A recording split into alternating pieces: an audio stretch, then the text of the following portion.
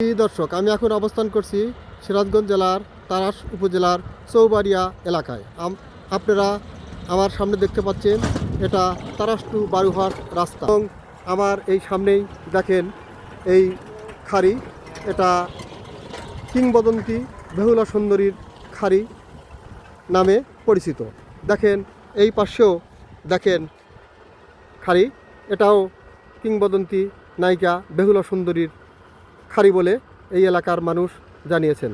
তার কারণ লোককথার কিংবদন্তি বেহুলা সুন্দরী এক সময় খুবই জনপ্রিয় নায়িকা হিসাবে এই এলাকায় পরিচিতি লাভ করে।